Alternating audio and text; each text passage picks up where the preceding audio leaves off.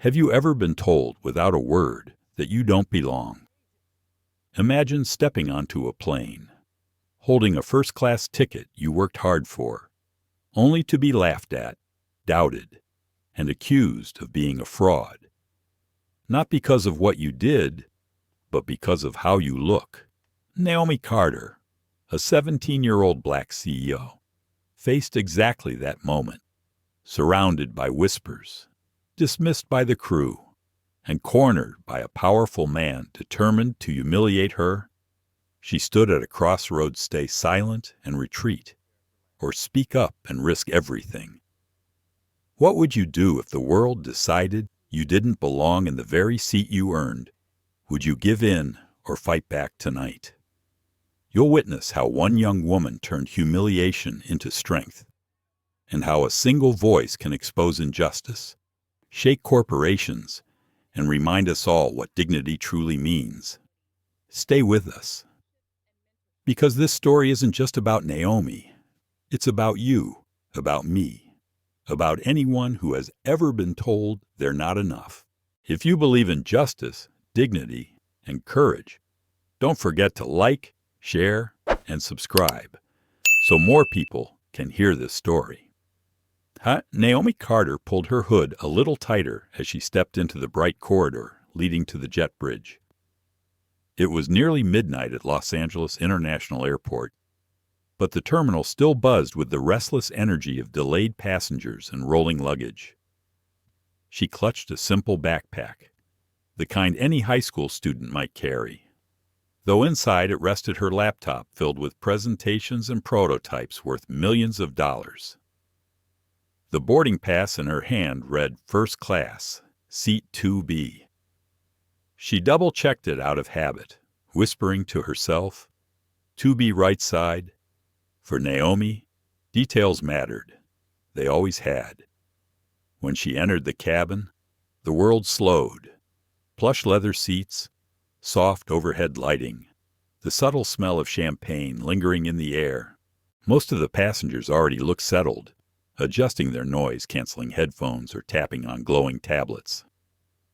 She made her way toward 2B, her seat for the night flight to Chicago, where tomorrow she was scheduled to meet with potential investors who could expand her company. Future Learned Technologies into its next chapter. But someone was already there. A tall man in a tailored navy suit lounged comfortably in the seat, one leg crossed over the other. His silver cufflinks caught the light as he scrolled on his tablet. The gold of his wedding band and the flash of an expensive watch announced a life of privilege before he even opened his mouth. Naomi cleared her throat gently. "Excuse me, sir. I believe this is my seat. 2B. She held out her boarding pass politely. The man glanced up, his eyes narrowing for a second before a smirk spread across his face. He didn't even glance at the boarding pass. "Sweetheart, this is first class. You must be confused. Economy's back there." He tilted his head toward the curtain as if dismissing a child who had wandered where she didn't belong. Naomi felt the heat rise in her chest, but she forced herself to remain calm.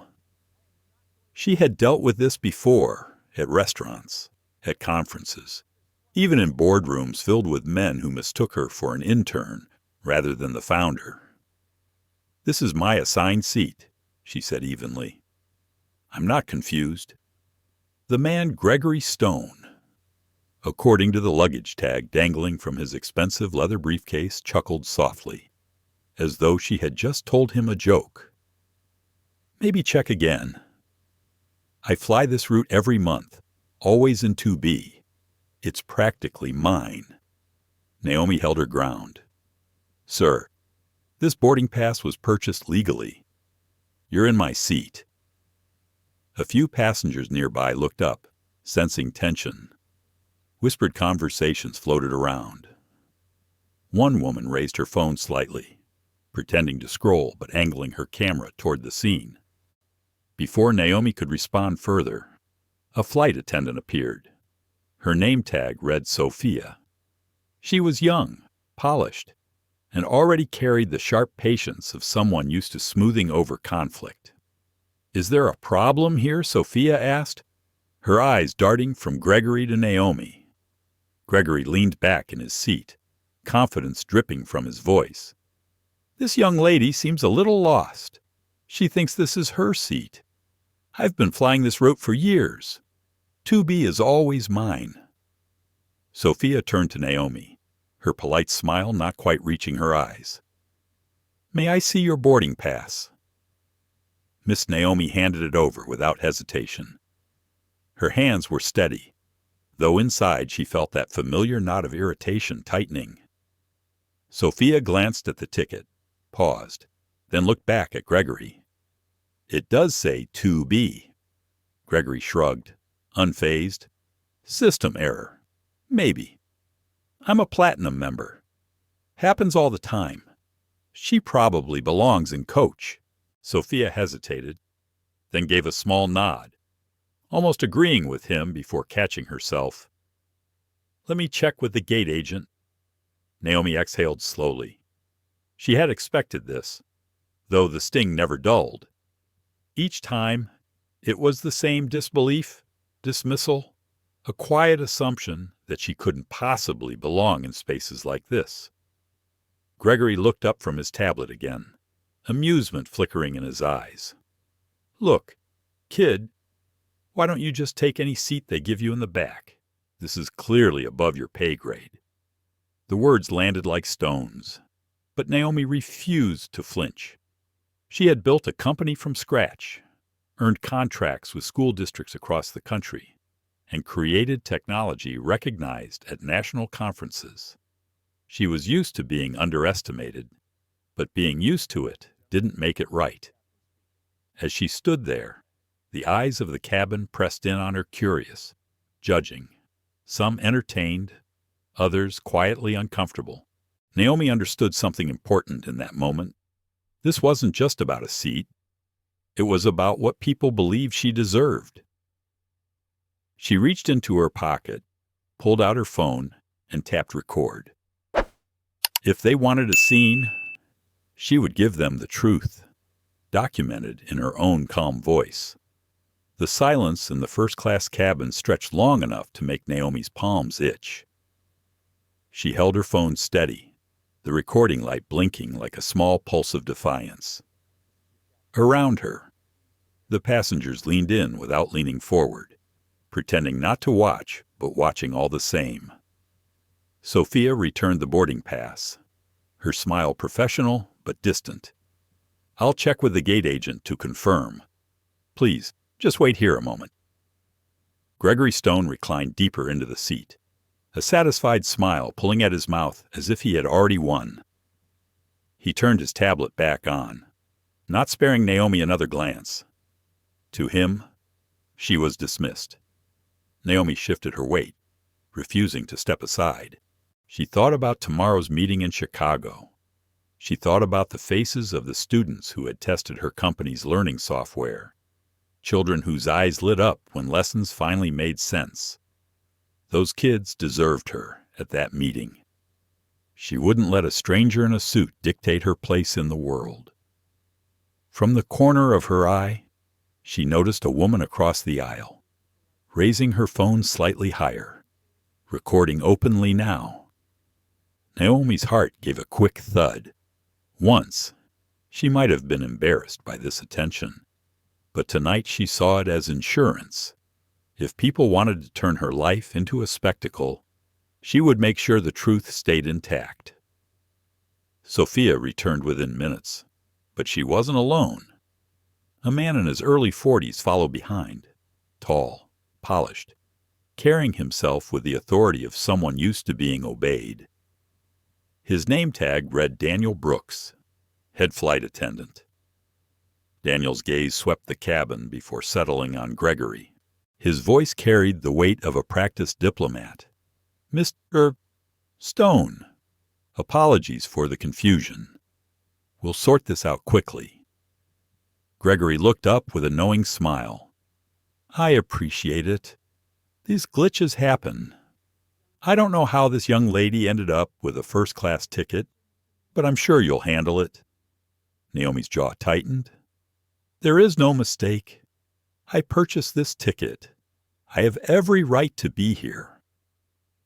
Daniel turned to her with a professional smile that didn't quite touch his eyes. "Miss, can I see your ID again?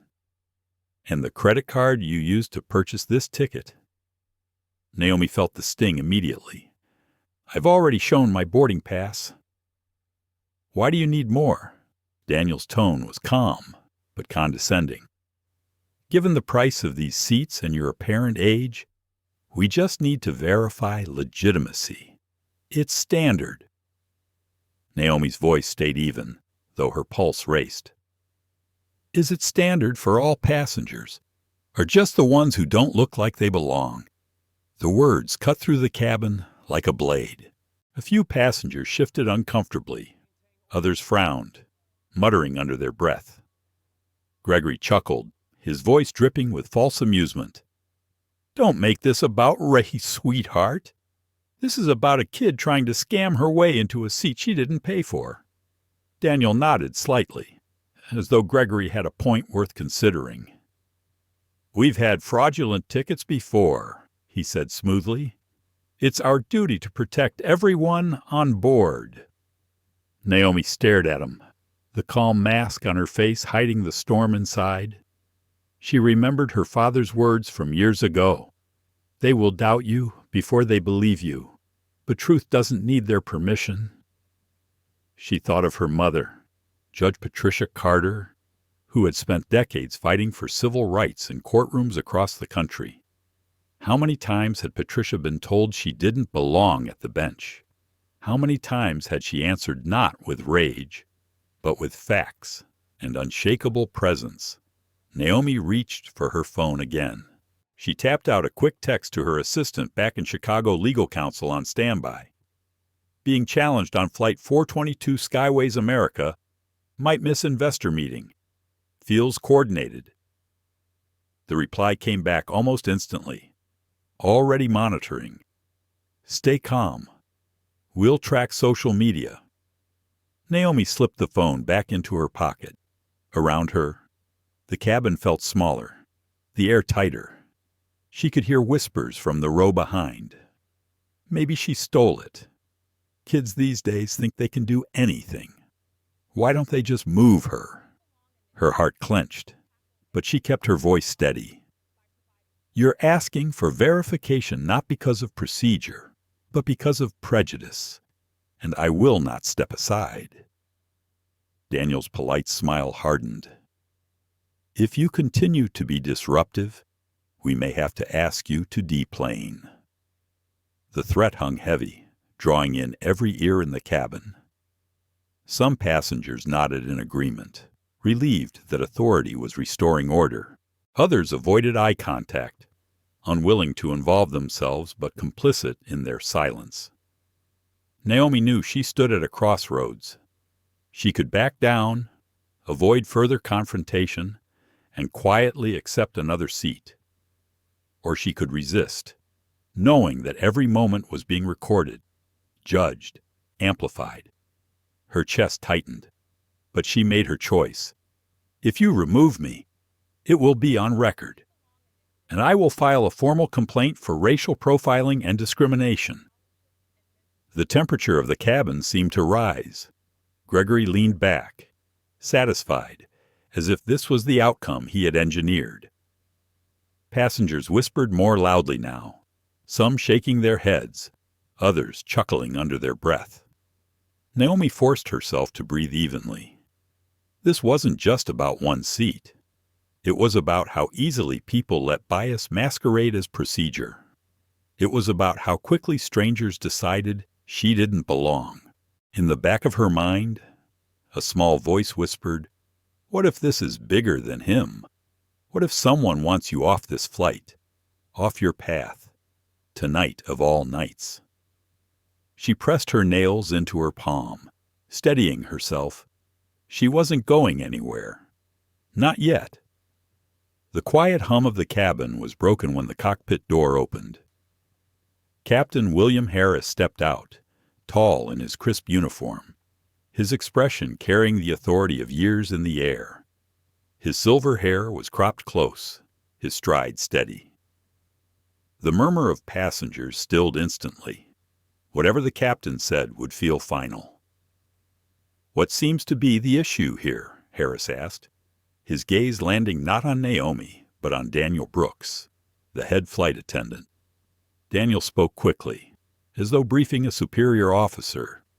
"Captain, we may have a passenger traveling on fraudulent documentation. She has been unwilling to comply with additional verification." The word struck Naomi like ice water. Fraudulent.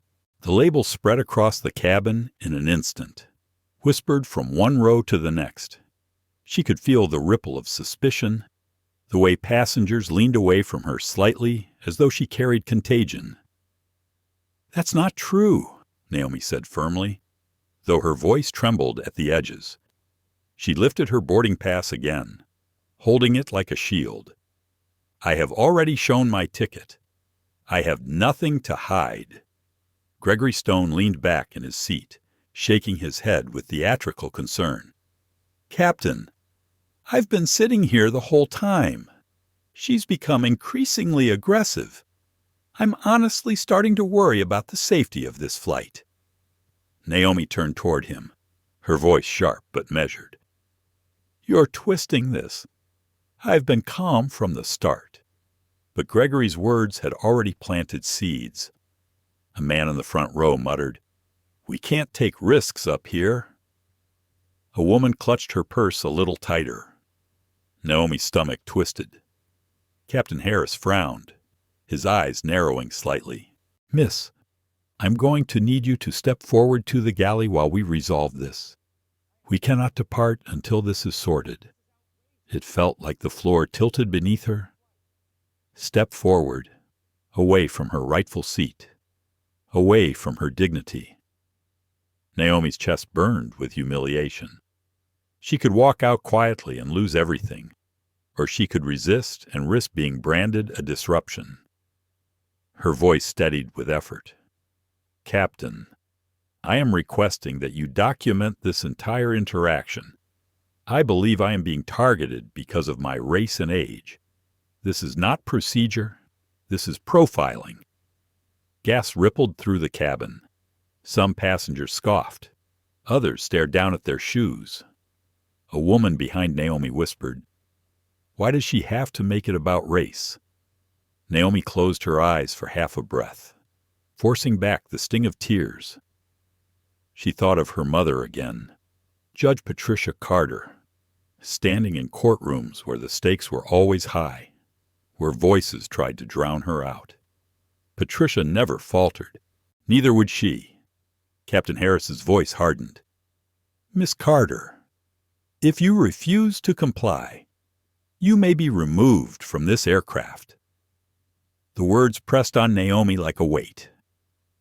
She thought of the investor summit waiting in Chicago, of the potential contracts that could change the trajectory of future learned technologies. She thought of the classrooms her company served, the children whose futures were tied to hers. If she lost tonight, she might lose all of them. Before she could respond, a chair creaked loudly. An older woman rose slowly from seat 3C. Her hair was silver, her back slightly stooped, but her voice carried strength born of decades.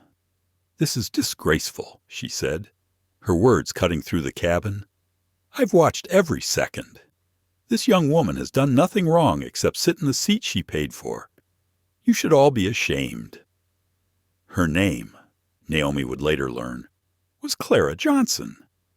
The cabin erupted in low voices, some supporting Clara, others pushing back. "She's just causing trouble. Don't defend her. Let security deal with it." Clara's eyes, sharp with memory, locked on Naomi. "Don't you let them break you. Child." Naomi's throat tightened. Gratitude surged, but so did fear. Clara's voice was powerful, but it was one against many. Already she could hear other passengers demanding action. Daniel Brooks lifted his radio. Ground control. This is Flight 422, requesting airport security at the gate. Passenger issue needs resolution before departure. The announcement sent a shiver through the air. Security. Removal. A spectacle that would live online within minutes. Naomi imagined the headlines: teen CEO removed from plane after disturbance. Investors would see it. The public would judge it. Everything she had worked for could unravel. Her phone buzzed in her pocket, a message from her assistant Naomi. Videos of you are already trending. People are calling you a scammer. Future learned stock dropping 3% in 15 minutes. The screen blurred for a second as her vision stung. But she steadied herself. This was more than random bias. This was orchestrated. Someone wanted her humiliated, wanted her credibility shattered before tomorrow's meeting. Captain Harris's voice boomed again. Miss Carter, please cooperate. We cannot delay departure further. Naomi inhaled deeply, her chest rising like a shield. She looked directly at the captain. Then call airport security. Call whoever you need. Because I'm not moving from the seat I earned. The cabin buzzed louder now, the pressure mounting, the moment stretching to its breaking point. Somewhere deep inside, Naomi knew this was only the beginning. The air in the cabin grew heavier with every passing second. Naomi sat rigidly in the aisle. Boarding pass clutched tightly in her hand, her phone still recording. Around her, the whispers were no longer whispers. They had grown bold, filling the space like smoke. She's holding us up. This flight is already delayed. Why don't they just take her off? Each comment stabbed at Naomi, not because they were strangers' voices, but because of how easily they chose suspicion over truth. It was the same story she had lived in boardrooms, at conferences, in restaurants. Now it was playing out in front of an entire cabin, amplified by fear and impatience. Gregory Stone leaned back in the seat, his expression smug, as though the crowd's growing irritation was proof of his victory. He barely looked at Naomi, but she felt his presence pressing on her like a shadow. Captain Harris's voice rang out again. Ladies and gentlemen, please remain calm. We are addressing the issue. We will not depart until this matter is resolved. The announcement didn't soothe anyone. Instead, it stirred the restless energy further. A man in seat 1B threw up his hands. This is ridiculous. I've got a meeting in the morning. I'm not missing it, because some kid thinks she can sneak into first class. A woman across the aisle nodded, her voice sharp. Exactly. This is a safety issue. What if she's lying about who she is? Naomi's pulse hammered. She wanted to stand, to shout that she had every right, that she had built her place in this seat through years of sacrifice and brilliance. But she forced herself to stay calm. Outbursts would only feed the narrative Gregory had spun that she was unstable, disruptive. Clara Johnson, the elderly woman in 3C, rose again, her hands gripping the seat in front of her for balance. Enough, she said, her voice steady. I have lived long enough to recognize injustice when I see it. This girl has done nothing but show her ticket. You're all ready to throw her out because of the color of her skin and the youth in her face. Some passengers looked away, shame flickering in their eyes. But others hardened, clinging to their fear. Don't make it about race, a man muttered. It's about following rules. Naomi met Clara's gaze, and for a moment, strength flooded back into her veins. She wasn't alone, not completely. Daniel Brooks lifted his radio again. His voice was clipped, efficient. Ground control. Flight 422 requesting immediate security at gate. Passenger is refusing to comply. The words, refusing to comply, echoed like a verdict. Around Naomi, passengers shifted, some sighing with relief that action was finally being taken, others watching her as though she were already guilty. Her phone buzzed again. Another message from her assistant in Chicago. Naomi, trending hashtag bore plane scammer. People are sharing clips saying you're a fraud. Stock dropped 5% in the last half hour. Her chest clenched. This wasn't just humiliation. It was strategic, timed. Someone wanted her name dragged through mud before the investor summit tomorrow. Someone wanted to paint her as untrustworthy before she even stepped into the boardroom. Gregory leaned forward now, speaking loudly enough for the nearby rows to hear. You see, Captain, this is what I mean. She's playing the victim card, stirring trouble. We can't let this escalate further. The passengers murmured their agreement. Naomi felt the tide turning fully against her, a tide she couldn't stop alone. She stood straighter, her voice low but clear. If you remove me from this flight, it won't just be a mistake. It will be discrimination, and it will be documented. Her words silenced some, but others scoffed. A young woman near the back shook her head. Everyone's always claiming discrimination.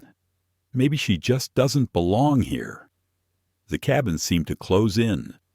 The smell of reheated meals, the dimmed overhead lights, the pressure of eyes, it all pressed down until Naomi felt she could hardly breathe. She glanced at Clara again, who gave her the smallest nod of encouragement. Naomi's mind raced. If she backed down, she would save herself the spectacle, but lose the battle. If she held her ground, she risked being dragged out by security. And then the sound of footsteps echoed down the jet bridge. The first uniformed security officer appeared, her badge glinting under the cabin light.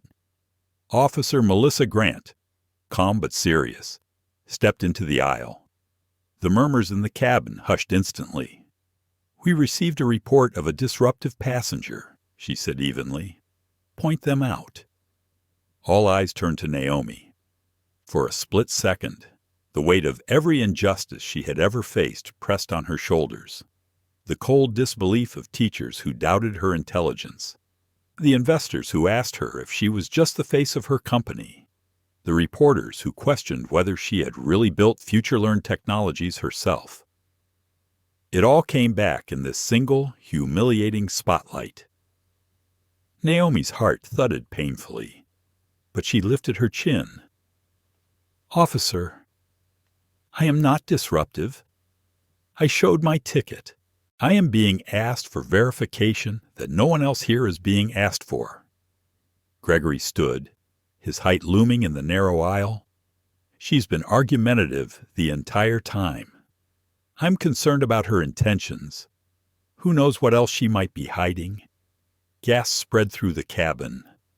The implication was sharp, deliberate. Naomi felt her stomach lurch. Clara's voice cut in again. That's enough. You're trying to smear her because you can. I see through you. But Clara's words were swallowed by the louder chorus of fear. Passengers leaned away, muttering about safety, about delays, about rules. Officer Grant frowned, looking between Naomi and Gregory, clearly weighing the conflicting accounts. Miss, I'll need to see your ID again. Naomi handed it over, her movements slow, deliberate. Her phone vibrated again, her assistant's frantic words lighting up the screen. Naomi, it's getting worse. Media outlets are picking it up. Tech blogs are questioning your legitimacy. This feels coordinated. Her breath caught. Coordinated. That was the word. This wasn't just about Gregory or Daniel or Sophia. This was bigger. Her eyes met Gregory's, and for the first time, she saw something flicker there. Not just arrogance, but calculation. Naomi realized with a cold certainty someone wanted her silenced tonight, and they were willing to destroy her reputation to do it. The cabin had become a theater, and Naomi Carter was trapped at center stage. Every eye clung to her, every whisper a verdict. Officer Melissa Grant still held Naomi's ID in her hand, her brows furrowed in thought, when the jet bridge echoed with new footsteps, heavier, more deliberate. A woman entered, dressed in a dark suit, her badge displayed clearly.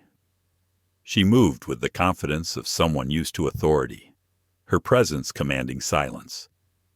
Special Agent Melissa Grant, FBI, she announced.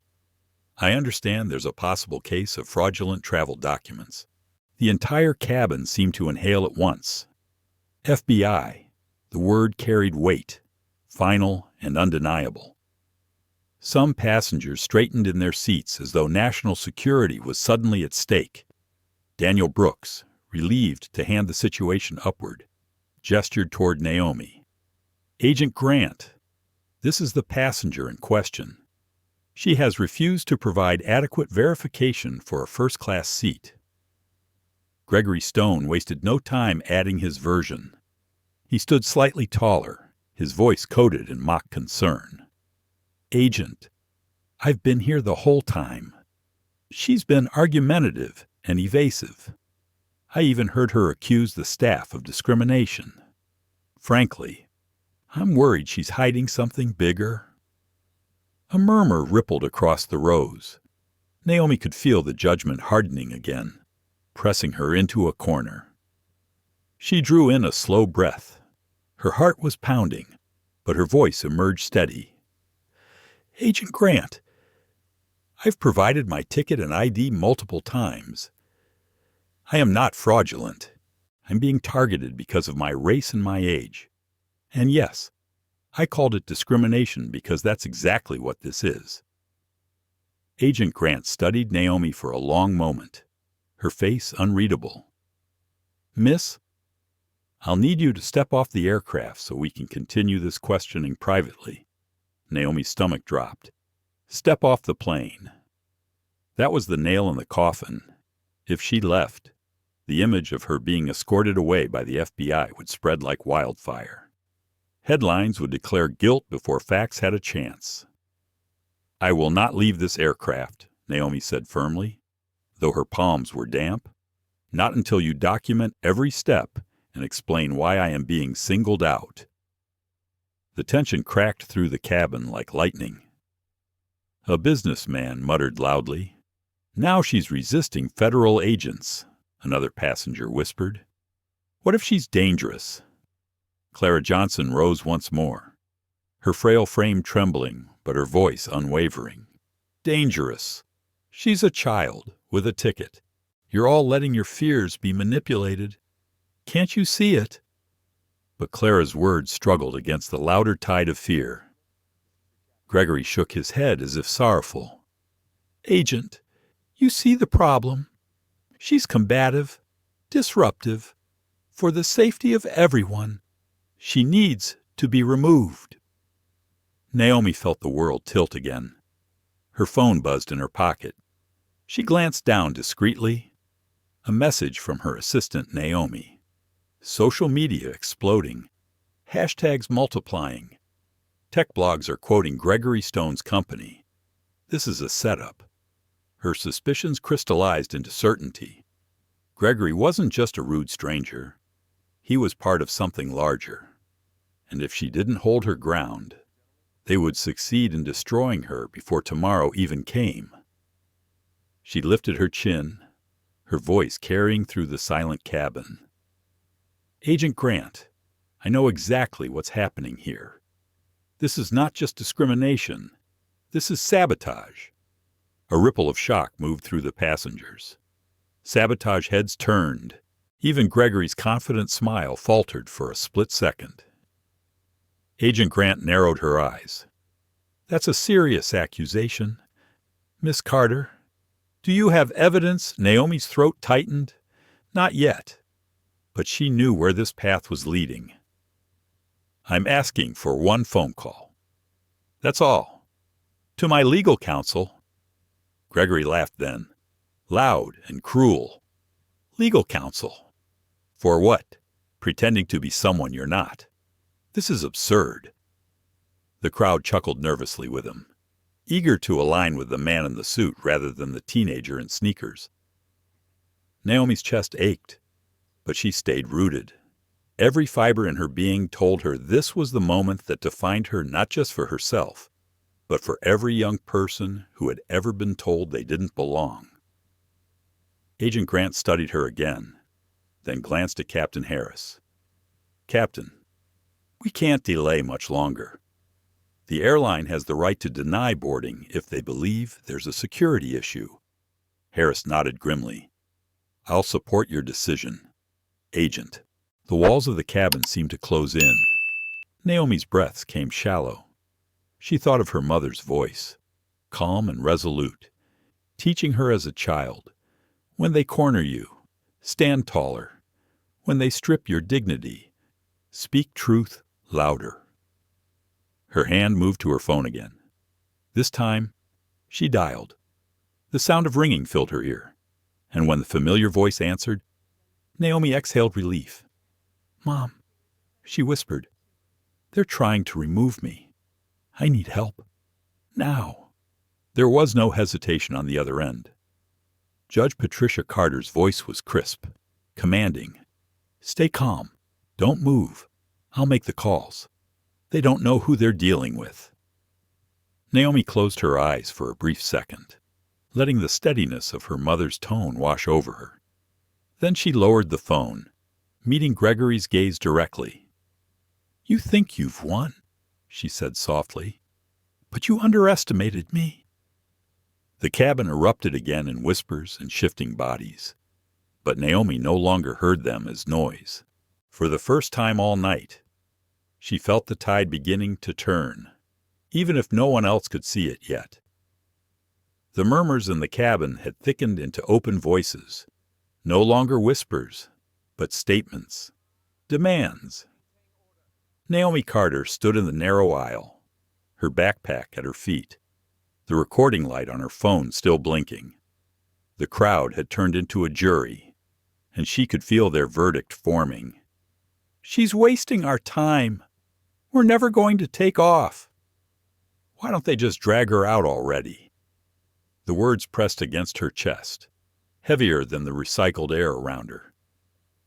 Each voice added weight to the chains of doubt they wanted to fasten around her. Agent Melissa Grant tapped her pen against her notepad, her tone clipped and businesslike. "Miss Carter, I'm asking you one more time. Step off this plane voluntarily so we can resolve this. Otherwise, I'll have to escalate." Naomi's legs trembled, but she locked her knees and stood taller. "Escalate if you must. I've given everything required. You're singling me out because I don't look like the people you expect in this seat."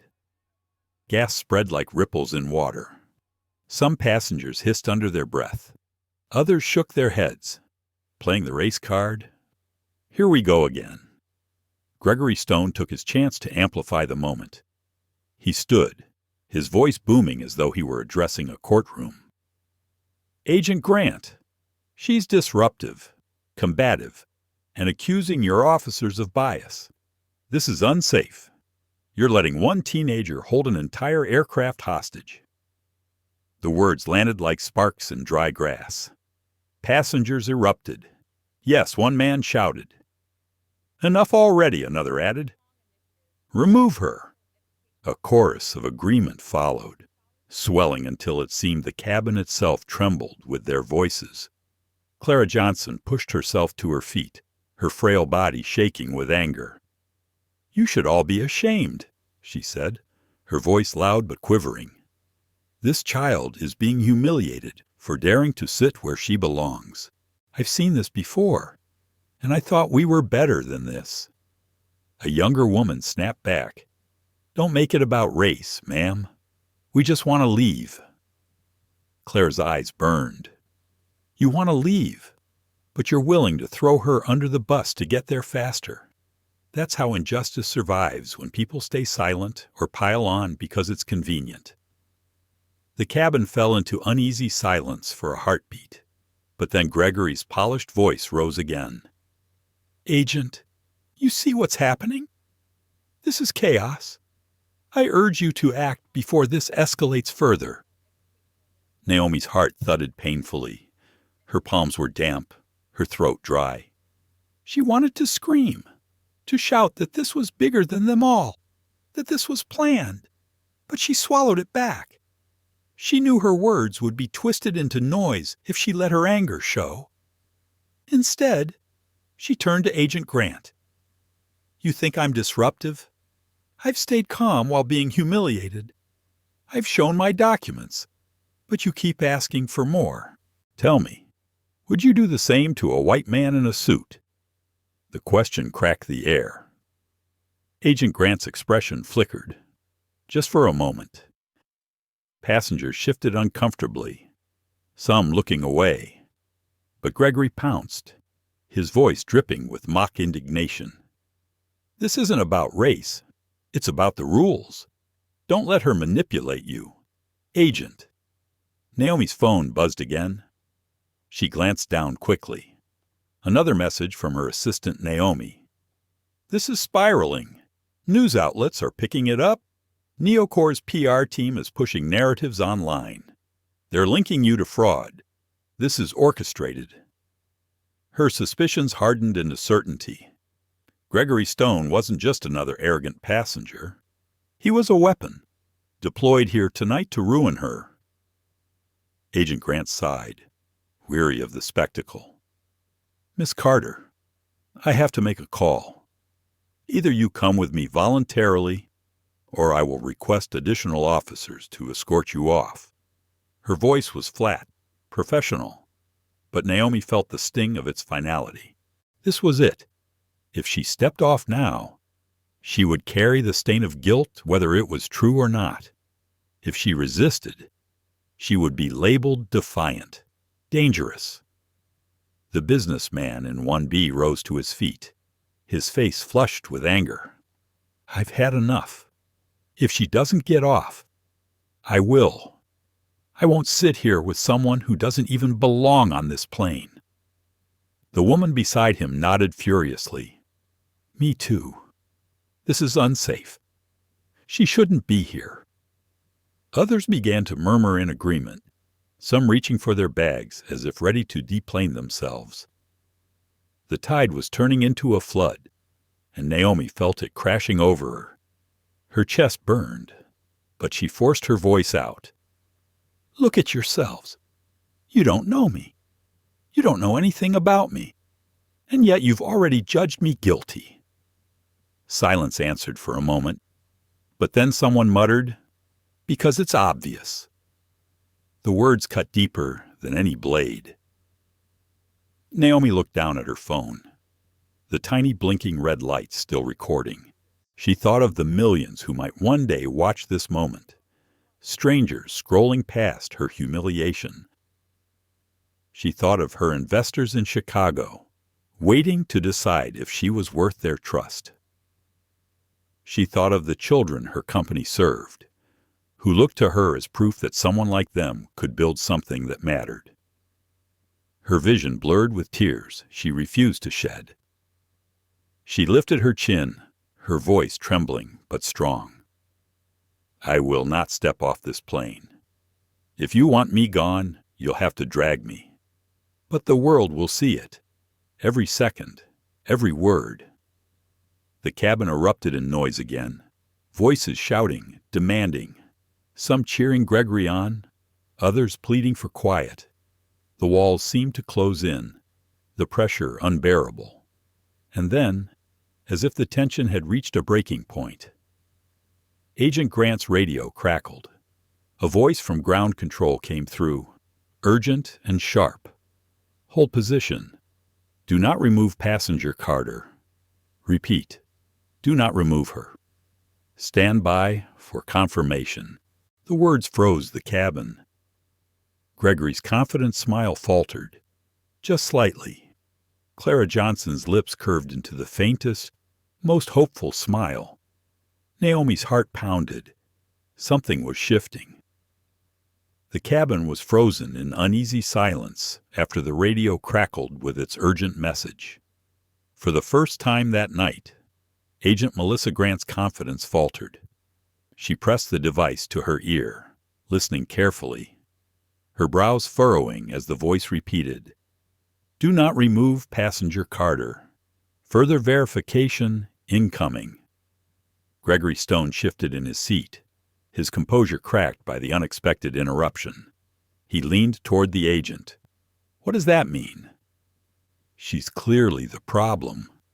Why are we hesitating?" Naomi's pulse thundered in her ears, but she kept her face still.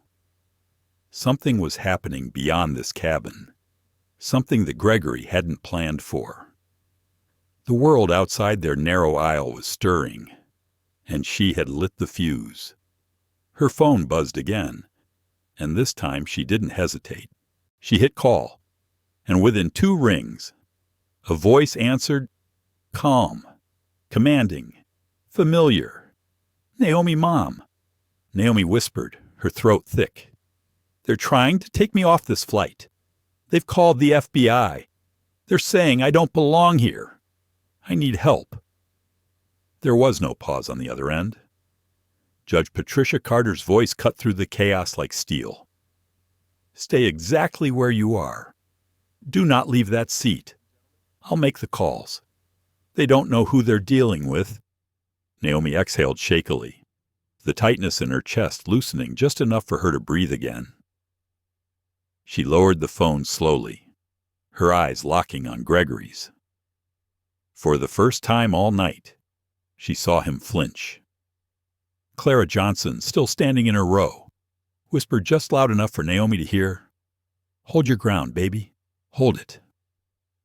Agent Grant cleared her throat, regaining control. "Miss Carter, until we receive confirmation, I still need you to comply. One phone call doesn't change procedure." Naomi's voice steadied, firm but quiet. One phone call just changed everything. The passengers stirred again, murmurs weaving through the rows like restless waves. A man scoffed. "What's she talking about?" Another muttered, "She's bluffing." Gregory leaned forward, his voice sharp. "This is nonsense. Agent, she's manipulating the situation. Don't let her stall." But before Agent Grant could respond, her secure phone vibrated in her pocket. Not the standard radio, not her everyday line, but the encrypted device reserved for high-level communications. She froze, then answered quickly, "Grant here." The cabin strained in silence as she listened. Her expression shifted from annoyance to confusion, then to something that looked dangerously close to respect. "Yes, sir. Understood." When she lowered the phone, her eyes lingered on Naomi with a new weight. "Miss Carter," she said slowly, "I've just been instructed to verify your identity through federal databases." The room tilted. Passengers exchanged confused looks. Gregory paled, his knuckles tightening around his tablet. Naomi sat taller, her voice even. "Then do it. Please, check every record you have." Agent Grant pulled out a secure tablet, her fingers moving quickly. The glow of the screen illuminated her serious face as she typed. Seconds stretched like hours. The cabin held its collective breath. Finally, she stopped, her eyes narrowing at what she read, then widening, then narrowing again. When she spoke, her tone carried a weight the passengers hadn't heard before. According to federal records, Naomi Carter is indeed the CEO and founder of FutureLearn Technologies, a company valued at over $2 billion. She holds top-level security clearance due to government contracts with the Department of Education and Defense. She is also listed as a protected individual due to prior threats against her company. Gasps broke out across the cabin. The man in 1B, who had demanded Naomi's removal, sank back into his seat. The woman who had accused her of lying covered her mouth. The silence that followed was not disbelief, but shame.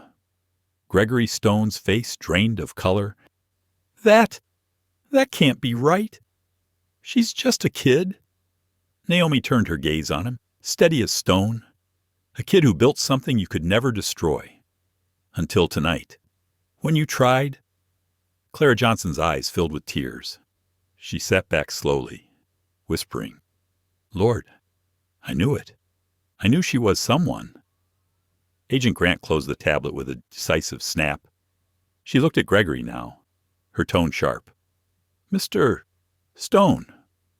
I'll need to see your documents, Gregory stammered. I already showed my ticket. I'm a platinum member. I fly this route every month.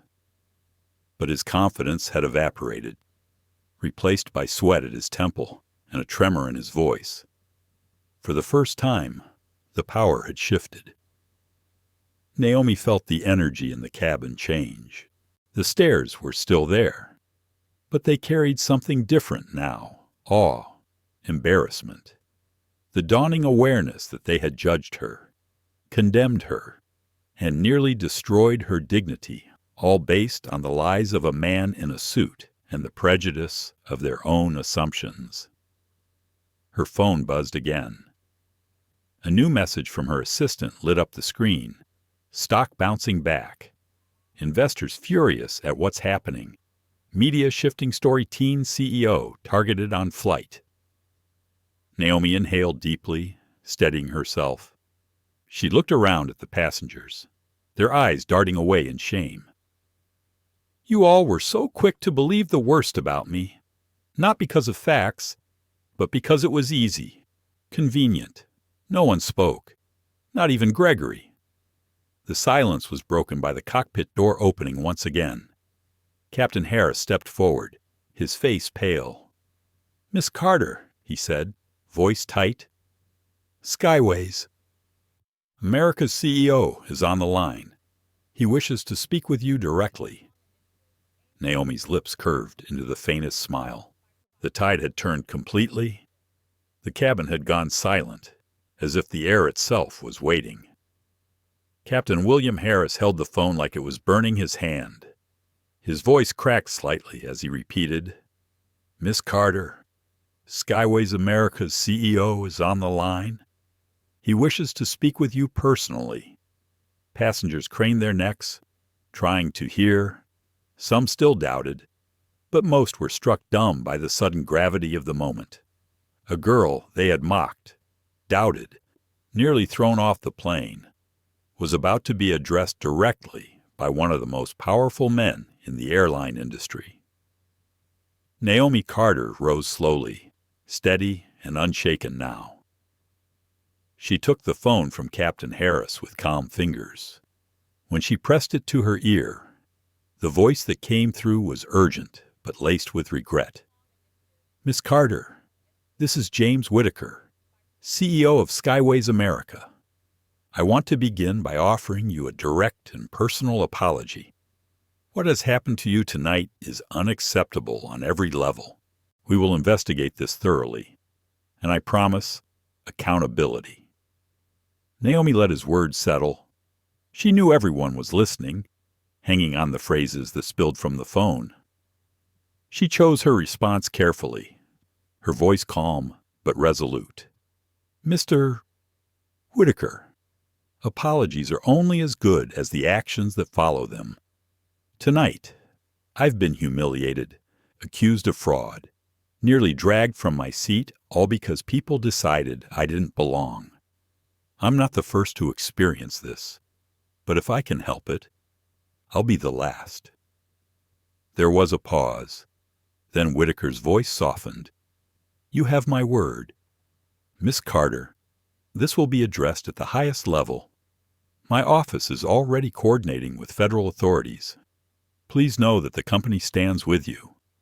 Naomi handed the phone back, her words carrying for all to hear. Thank you. But what matters now is justice, not words. Clara Johnson wiped tears from her cheeks, whispering, That's right, baby. You tell him. Agent Melissa Grant stepped forward. Her demeanor transformed from suspicion to deference. Miss Carter, while we were verifying your credentials, we also uncovered troubling information about Mr. Stone. All heads turned toward Gregory Stone. His jaw tightened, but he forced a scoff. What nonsense are you talking about? Agent Grant's tablet glowed as she scrolled. According to his employment records, Mr. Stone is not a regular passenger on this route, as he claimed. In fact, this is his first time flying to Chicago this year, and there are communications on his device suggesting coordination with Neocor's public relations team messages that mention your name, this flight number, even your seat assignment. Gas erupted through the cabin. The whispers returned, this time not against Naomi, but against Gregory. Naomi's lips pressed into a thin line. The pieces clicked perfectly into place. Neocor, her company's loudest critic and fiercest competitor. They had been losing ground to FutureLearn for months. And tonight, they had tried to erase her with one calculated act of humiliation. Gregory's voice wavered. Desperate. This is ridiculous. You can't prove intent. I'm just a businessman, a consultant. Agent Grant's tone sharpened. Then perhaps you'd like to explain this message sent from your phone at 6:42 this morning. By the time I'm finished with her on this flight, no investor will touch FutureLearn. The little girl won't know what hit her. The words struck like thunder. The cabin gasped in unison. Even those who had doubted Naomi earlier now stared at Gregory in horror. The businessman in 1B muttered, "My God, we were manipulated." Gregory's face drained of color, his hands trembling. That's taken out of context. You don't understand. Naomi stood tall, her voice cold but steady. No, Mr. Stone, we understand perfectly. You thought the world would see a black teenager caught lying her way into first class. You wanted to turn me into a spectacle, a warning. But what the world is going to see instead is the truth, your conspiracy, your prejudice, your attempt to destroy me. The silence that followed was thick with shame, disbelief, and awe. Passengers shifted uncomfortably in their seats, unable to meet Naomi's eyes. Clara Johnson's voice, though soft, carried like a bell. You tried to bury her, but all you did was plant her deeper in the ground. And look, she's blooming. Agent Grant nodded curtly. Mr. Stone, you are under federal investigation. Please remain seated until we land. Gregory's shoulders sagged. The arrogance that had carried him all evening evaporated, leaving only a hollow shell of panic. Naomi turned back to the cabin. Her voice was measured, but the pain behind it was clear. Tonight wasn't just about me. It was about every person who has ever been told they don't belong. Every person judged guilty without evidence. Every person humiliated for daring to take up space where others thought they shouldn't. She paused, letting her eyes sweep across the cabin. Some passengers looked away in shame. Others stared back with tears welling in their eyes. You all played a part in this. Some of you laughed. Some of you whispered. Some of you demanded I be removed. And a few of you, her gaze lingered on Clara, had the courage to stand up when it mattered most. That's the difference between injustice thriving or dying. The choice you make when it's not convenient. The weight of her words pressed into every corner of the cabin. Even the hum of the engines seemed subdued beneath them. Her phone buzzed again. Another message from her assistant investors calling nonstop. They see what's happening. They're standing with us. FutureLearn stock is rising again. Naomi closed her eyes for a moment, letting the relief wash through her. She had survived the storm, but more than survival, She had exposed the storm's architects. When she opened her eyes again, they gleamed with determination. "This isn't the end," she said quietly but firmly. "It's the beginning of something bigger." Passengers sat in silence, no longer accusers, but witnesses to a young woman's strength and to their own complicity. Gregory Stone sat slumped, his empire of arrogance collapsing around him. Naomi Carter sat tall, her dignity unbroken, her future brighter than ever. And somewhere far beyond that cabin, the world was watching. The cabin still buzzed with a stunned silence, like the air had been sucked out and replaced with something heavier, thicker. Gregory Stone sat slumped, his once arrogant frame shrunken, his suit now wrinkled under the sweat of panic. Agent Melissa Grant stood watch, her jaw tight, her eyes never leaving him. "Mr. Stone, you will remain seated until we land. I'll be taking custody of your devices and documenting everything you've said tonight. Interference with interstate commerce, conspiracy to defraud, coordinated harassment. These are federal crimes." Gregory tried to protest, his voice breaking. "This is a misunderstanding. Neocorp they wanted publicity." "I didn't mean," Naomi Carter interrupted, her voice cutting through his excuses. "You didn't mean to. You coordinated an attack on a teenager who built something bigger than you could imagine. You weaponized prejudice, hoping strangers would do your work for you. And they did." The words landed like blows. Passengers shifted uncomfortably in their seats.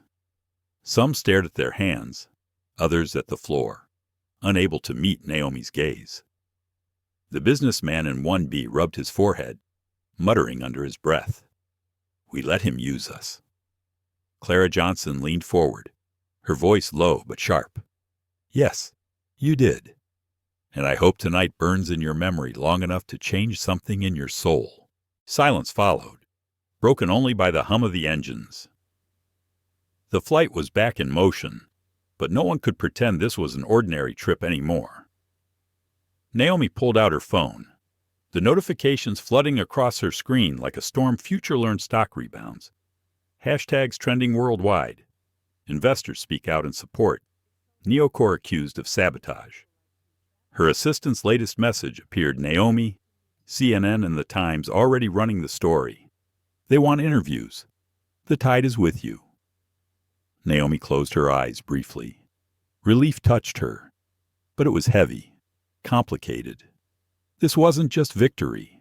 It was survival, hard-earned, humiliating, and painful. When she opened her eyes again, she looked around the cabin. Dozens of faces stared back, ashamed, guilty, curious, some even admiring. For hours they had been her judges. Now they were her audience. She rose slowly from her seat, her voice soft but carrying. What happened tonight wasn't just about me. It was about all of us. About how easy it is to believe the worst about someone when they don't look like your idea of success. Heads turned, passengers leaned in, no one dared interrupt. You saw a black teenager in first class, and you thought impossible. You saw hesitation from crew, and you thought she must be lying. You heard his accusations, and you believed them without proof. Do you know how quickly your fear became his weapon? A woman in the middle row shifted uncomfortably. A man rubbed his temple. No one answered. Naomi's voice deepened, steady and calm. This is how injustice works. It doesn't need proof. It only needs silence. It only needs enough people willing to go along, to whisper, to nod, to do nothing. That's what almost destroyed me tonight. Clara Johnson clapped once, softly but deliberately. The sound echoed, sharp in the quiet. Preach, baby. Naomi gave her a faint smile before continuing. But here's the truth. I'm not the only one. Every day, Someone else is judged guilty before they're given a chance. Every day, someone else is told they don't belong, and they don't all have a judge for a mother or a platform to fight back. Some of them lose everything. Some of them lose their lives. Her throat tightened, but she kept going. So don't clap for me. Don't applaud because I fought back. Ask yourselves next time you see injustice, will you stand with the person being attacked, or will you wait until the FBI shows up to tell you who they are? The weight of her words pressed against every seat. The passengers sat motionless, their silence no longer complicit, but reflective, ashamed, even repentant. Gregory muttered something under his breath, but Agent Grant silenced him with a glance. Captain Harris stepped out of the cockpit again, his face pale. Miss Carter, I've just received word from headquarters. Neocorps executives are being questioned as we speak. This incident has triggered a federal review of corporate sabotage. Skyways America will also issue a full public statement before we land. Naomi nodded once, her face calm. She had expected nothing less, but she wasn't done. She turned to the passengers one last time, her voice softening. Tonight hurt me, more than you know, but it also reminded me why I started Future Learn. Because somewhere out there is another young person, overlooked, underestimated, doubted, and they deserve a world that won't crush them for daring to dream. The quiet that followed was heavy, but it was different now, thoughtful, reflective, almost reverent. Clara Johnson reached across the aisle, her hand trembling as she touched Naomi's. You gave them more than a lesson tonight. You gave them a mirror. Don't let them forget it. Naomi squeezed her hand gently, tears threatening at the edges of her vision. Thank you, Mrs. Johnson. You were the first one who believed in me tonight. I won't forget it. The flight continued in near silence. Some passengers quietly deleted the videos they had uploaded earlier. Others typed apologies into their phones, drafting words they might never send.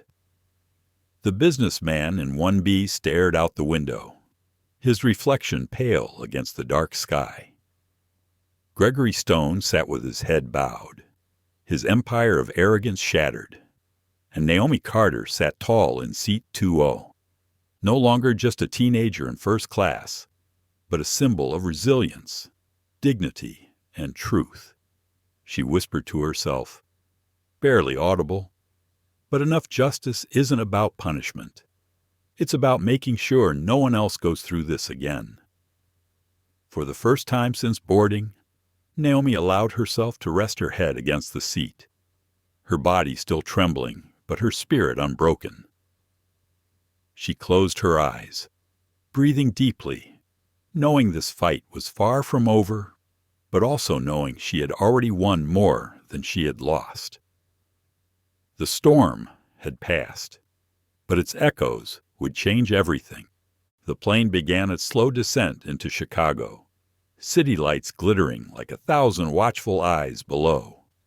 But inside the cabin, no one looked out the windows. All eyes were locked on the aisle, where the drama of the evening had yet to close. Agent Melissa Grant stood from her seat and motioned for 2 airport security officers waiting at the jet bridge. When the door opened briefly to let them in, a cold draft swept through the cabin, and with it, a hush of finality. Mr. Stone, Agent Grant said firmly, you are under federal investigation for conspiracy to commit fraud and corporate sabotage. You'll come with us the moment this aircraft lands. Gasps spread again, though quieter now fatigued, but no less sharp. The spectacle had drained them all, yet the sight of Gregory Stone finally cornered sparked a new tension. Gregory's lips trembled as he stammered, You can't. This isn't. I have rights. Yes, Agent Grant interrupted crisply, and those rights will be upheld during questioning. But tonight, your schemes end here." The clink of handcuffs snapped through the air. Passengers flinched at the sound. For hours, Gregory had been the accuser, confident and untouchable. Now he sat shackled, his wrists bound, his head bowed in defeat. Naomi Carter watched, her stomach tightening. There was no satisfaction in seeing him chained, just a deep, quiet ache, because she knew what it meant to be judged, to be humiliated in public. And though Gregory deserved accountability, the entire spectacle left her feeling hollow. She turned away, pressing her palms against her knees, grounding herself. She thought of her father's words he'd spoken countless times when her mother fought for justice in court. Justice isn't revenge, it's responsibility. It's about making the world safer than it was yesterday. Passengers shifted uncomfortably in their seats. Some glanced at Naomi with guilt written plainly on their faces, others with awe. The businessman from 1B finally broke the silence, his voice low but audible. "Miss Carter, I was wrong. I assumed the worst. I demanded you be removed. I can't undo that, but I am sorry." Naomi looked at him, her gaze steady but not unkind. "Apologies matter. But what matters more is what you do the next time you're asked to judge someone before knowing their truth." The man nodded, shame heavy in his features. Clara Johnson's soft laugh broke the tension. "Listen to her, 17 years old, and she's teaching us what we should have learned decades ago." Naomi gave the older woman a grateful glance, her heart swelling. Clara's courage had been her anchor in the storm. As the plane touched down, phones buzzed with alerts. News networks were already running breaking headlines. Teen CEO targeted in first-class scandal. FBI investigates corporate sabotage linked to Neocorp. Future learns Naomi Carter emerges stronger. Amid airline chaos, screens lit up around the cabin as passengers read updates, their faces pale with recognition. They hadn't just been witnesses. They had been part of the story, an ugly, public part of it. Agent Grant approached Naomi quietly. "Miss Carter, once we deplane, you'll be escorted through a secure route. The media is already waiting. I'll coordinate with your team to ensure your safety." Naomi nodded, though her chest tightened at the thought. Cameras, microphones, flashing lights. She would have to relive every moment in front of the world. When the plane reached the gate and the seatbelt light dinged off, the cabin moved hesitantly. No one rushed to stand. All waited, as though the ritual of standing, grabbing bags, and jostling for position would cheapen the gravity of what they'd just lived through. Two officers stepped forward, pulling Gregory Stone to his feet. He stumbled slightly as they led him down the aisle. Some passengers turned their faces away. Others stared openly, no longer willing to hide their judgment. The man who had once held the cabin in thrall now walked out in chains. Naomi sat still, her body taut with exhaustion. Clara Johnson reached over, placing a warm hand over hers. "Don't carry all of it on your shoulders, baby. They failed tonight, not you." Naomi's throat tightened. She squeezed Clara's hand gently. "I know, but it still hurts." Clara nodded knowingly. "That's how you know your heart's still soft. Don't let them harden it." As the passengers finally began to shuffle out, many paused near Naomi's seat. Some whispered apologies. Others simply nodded, eyes downcast. The young woman who had been nearly forced off the plane now sat like a quiet monument. Every passer-by reminded of their complicity. Captain Harris lingered at her side, his face strained. "Miss Carter, I can't undo what happened, but I will file my own report. This should never have escalated the way it did." Naomi studied him for a long moment before answering. "Captain, Words on paper mean little without change. Make sure your airline learns from this. Not for me, but for the next person who looks like me. He swallowed hard and nodded. Yes, ma'am.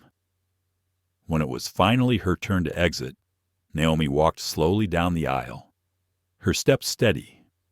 The jet bridge stretched before her, but beyond it she could see the flashing lights of cameras, the shadows of reporters pressed against the glass.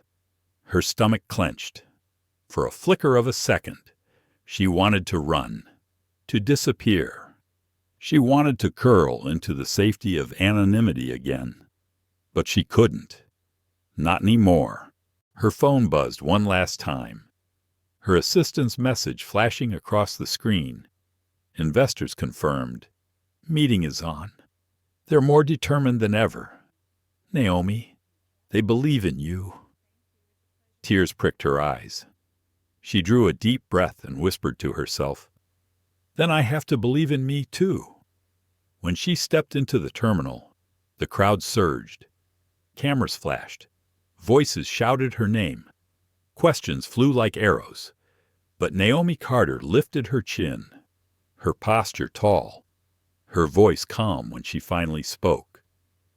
What happened tonight was wrong, but it will not break me, and it will not break what we are building for the future. The words cut through the frenzy, echoing beyond the walls of the terminal. Inside, Naomi's heart still ached with the bruises of humiliation. But beneath that ache, something stronger stirred a fire, steady and unshakable. Tomorrow, she would walk into her investor meeting carrying scars, but she would also walk in carrying proof of her resilience, her vision, and her unbreakable will to keep building. Justice had begun, and Naomi Carter was ready for what came next. Morning sunlight spilled across the glass towers of downtown Chicago, shimmering on steel and stone. The city pulsed with its usual energy, but for Naomi Carter, every step into the tall conference building felt heavier than the last. Her heels clicked softly on the marble lobby floor. Cameras still followed her, though at a distance now, reporters whispering into microphones as she passed. The previous night's ordeal had exploded across every major outlet. She caught fragments of headlines scrolling on the monitors in the lobby. Teen CEO confronts discrimination in first-class future. Learn resilient after sabotage attempt. Courage under fire. Naomi Carter inspires millions. Naomi swallowed hard. She didn't feel like an inspiration. She felt tired, bruised, exposed, yet she knew the world didn't wait for her wounds to heal. Not when billions of dollars and countless futures rested on what she did next. Inside the elevator, her reflection stared back red-rimmed eyes, weary posture, but a spark that hadn't been extinguished. Clara Johnson's words echoed in her mind. Don't let them harden your heart. The doors slid open to the top floor, where the investor boardroom awaited. Dozens of faces turned as Naomi entered, men and women in tailored suits, notebooks open, pens poised. Their eyes carried curiosity, doubt, and for some, admiration. The long mahogany table stretched like a gauntlet, and at its head sat Richard Cole, the senior partner leading the investor group. Naomi walked to the center, her backpack still slung casually over one shoulder. She didn't set up a slideshow or pull out glossy charts. Instead, she stood tall, her voice calm but steady. Thank you for still meeting with me after last night. Cole adjusted his glasses, his expression unreadable. Miss Carter, what happened last night is already the subject of national headlines. Frankly, some of us were concerned you wouldn't come. Naomi nodded. I thought about it. But if I didn't show up, then the people who tried to sabotage me would win, and I refused to let that happen. Murmurs spread across the table. Naomi let them pass before she continued.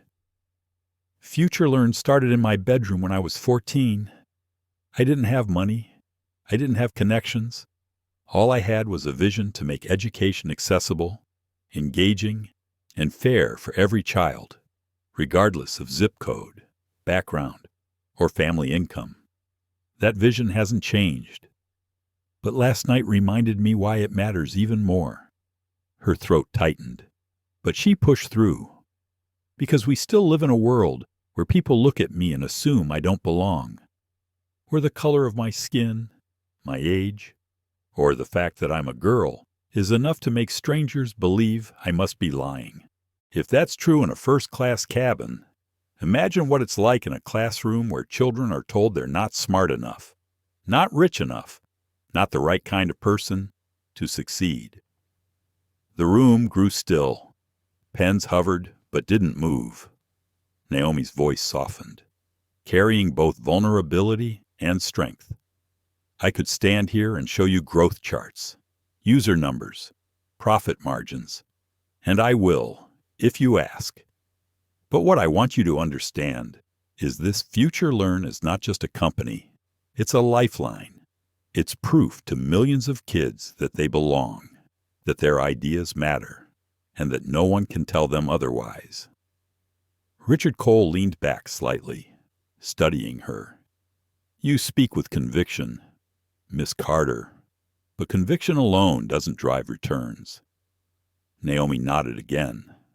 You're right. So let me tell you what else drives returns: resilience, innovation, the ability to take a crisis and turn it into momentum. Last night, while some people tried to destroy me, Future Learn's user base spiked by 30%. Our stock, which had dropped 12 points, recovered and climbed 18. Investors around the country are calling, not to pull out, but to double down. Why? Because they saw how we handle pressure. They saw who we are. The murmurs rose again, this time more thoughtful. Naomi let her words breathe before finishing. You wanted to see how I handle adversity. Well, you've seen it. Now you can decide whether you want to invest in a company that's not just profitable, but principled. A company that's built to last because it's built on truth.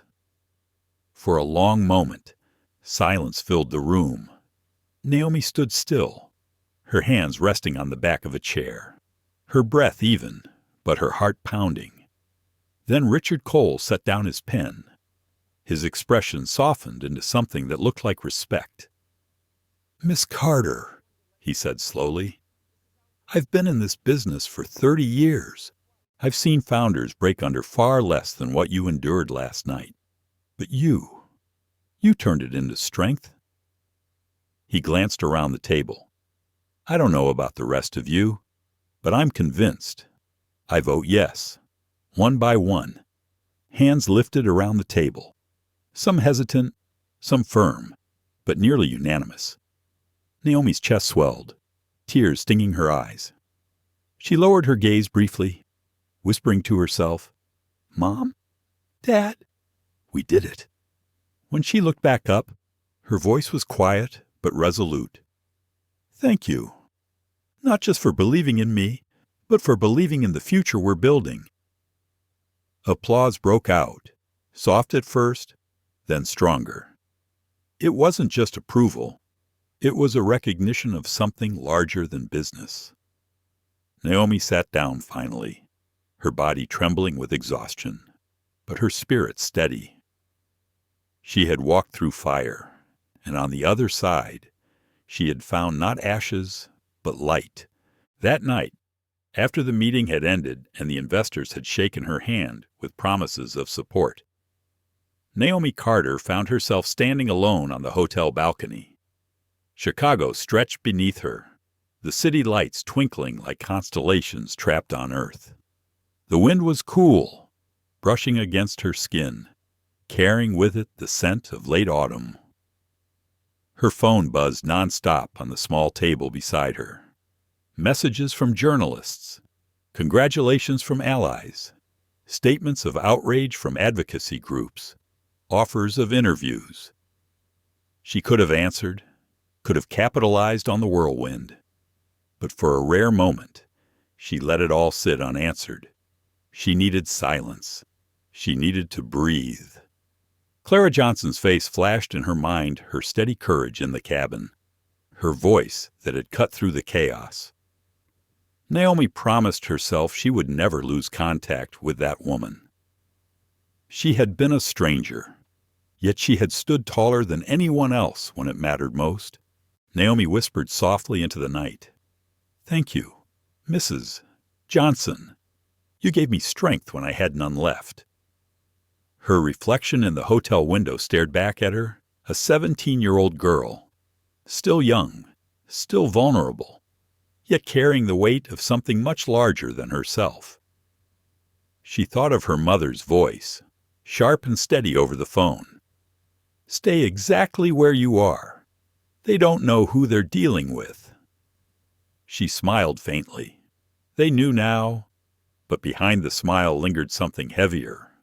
The memory of whispers in the cabin, passengers muttering that she didn't belong, the sting of being called a fraud, the shame of hands reaching for bags as if she were dangerous.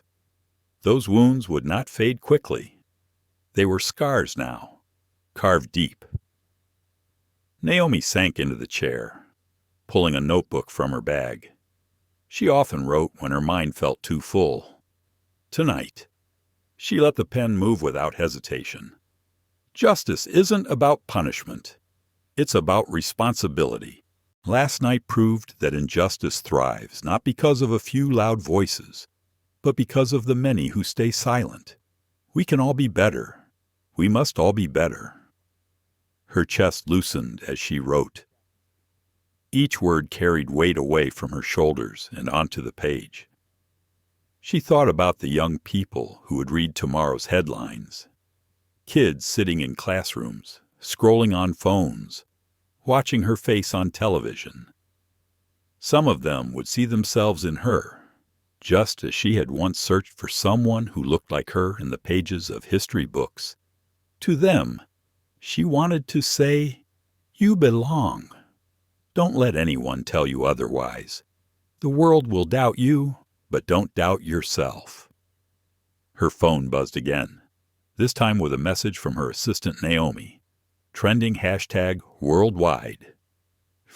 We belong. Millions sharing stories of discrimination and resilience. Your words on the plane sparked it. Naomi's eyes blurred with sudden tears. It wasn't just her fight anymore. It had become something larger, something shared. The next morning, she stood before a crowd of reporters at a press conference. Microphones stretched toward her, cameras flashing like fireworks. She wore a simple navy dress, nothing flashy, nothing meant to distract. She didn't need armor. Her words would be enough.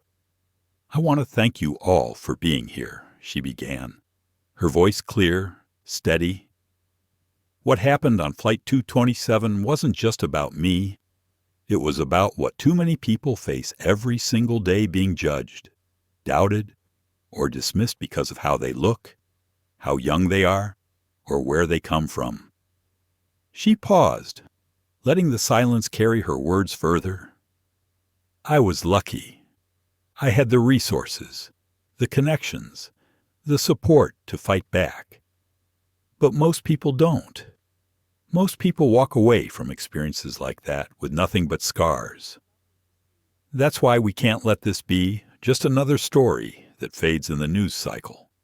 We have to make sure it changes something." Reporters scribbled furiously. Some nodded. Others leaned in closer. "That's why I'm launching the We Belong initiative through Future Learn. We'll provide scholarships to students who show not only academic excellence, but also the courage to stand up for justice. And we'll partner with airlines, schools, and corporations to create real training programs on bias and equity. Because belonging shouldn't be a privilege. It should be a right." The crowd broke into applause, not the forced kind, but the raw, resonant kind, that comes when people feel the truth in their bones. Naomi stepped back from the microphones, her heart pounding, but her spirit lighter. She had turned her pain into purpose, her humiliation into hope. Later that afternoon, as she prepared to leave for the airport once more, she spotted Clara Johnson waiting quietly in the lobby of her hotel. Naomi's breath caught. She hurried forward and wrapped the older woman in a tight embrace. "You came," Naomi whispered. Clara chuckled softly. "I told you, baby. You're not walking this road alone." Tears filled Naomi's eyes, but they weren't just from sadness. They were from healing. As they walked together toward the waiting car, Naomi glanced back at the city skyline one last time. She thought of all the children staring at screens today, whispering to themselves that maybe, just maybe, they could be more than what the world told them. And in that moment, Naomi Carter knew her journey was only beginning. She had survived humiliation, exposed injustice, and lit a fire of change. But more importantly, she had reminded the world and herself that even when the sky is darkest, the stars still shine. And tonight, she was ready to fly again. Life often tests us in moments we least expect, sometimes in the quiet humiliation of being told we don't belong. Naomi Carter's story reminds us that dignity isn't given, it's claimed. She showed that standing tall, even when judged unfairly, is not just about proving yourself, but about holding a mirror to society and asking it to do better. For older generations watching, her courage echoes struggles many have lived through, times when silence felt safer, but justice demanded a voice. Naomi teaches us that resilience is not the absence of pain. It's the choice to transform that pain into purpose. The lesson is simple, yet profound when confronted with prejudice. We can respond with anger that burns us out, or with strength that builds bridges for those who come after us.